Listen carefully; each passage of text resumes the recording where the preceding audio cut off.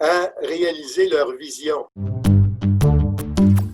Lesintelligences.com, votre extracteur de connaissances.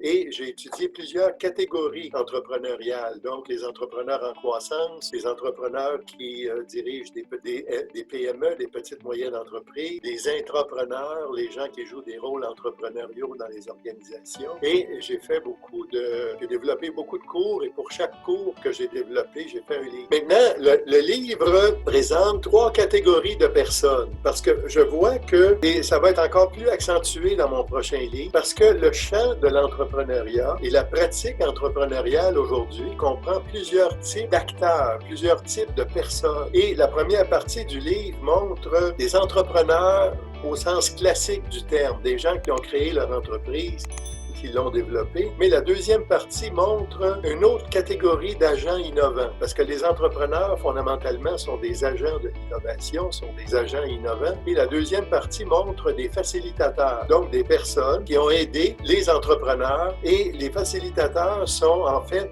des entrepreneurs de processus, parce qu'ils sont très innovants pour générer les processus qui vont faire que l'entrepreneur principal, que l'entrepreneur qui est le leader, je l'appelle moi l'entrepreneur impulseur, qui impulse le processus, il a des facilitateurs, donc des entrepreneurs de processus en marketing, en opération, dans différents domaines, qui sont très innovants pour permettre à l'entrepreneur impulseur de réaliser cette vision.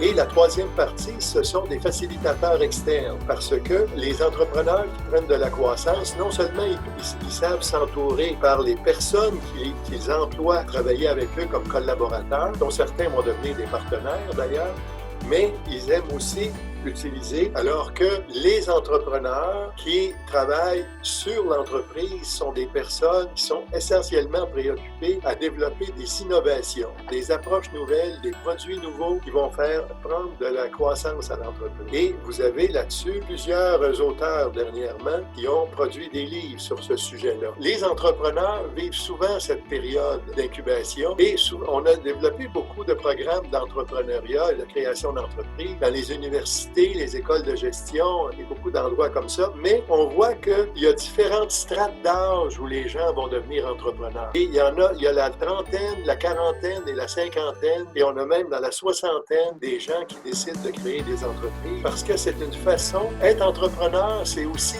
donner un sens à sa vie en créant quelque chose de particulier. Le franchisé, il doit respecter les règles de l'entreprise. Donc, le franchisé, il doit suivre les règles qui ont été établies par l'entreprise pour opérer cette entreprise-là. C'est quelqu'un qui a un profil complètement inverse de celui de l'entrepreneur. Parce que le franchisé est quelqu'un qui généralement n'aime pas le risque et quelqu'un généralement qui a un peu plus de moyens financiers que beaucoup de gens qui deviennent entrepreneurs.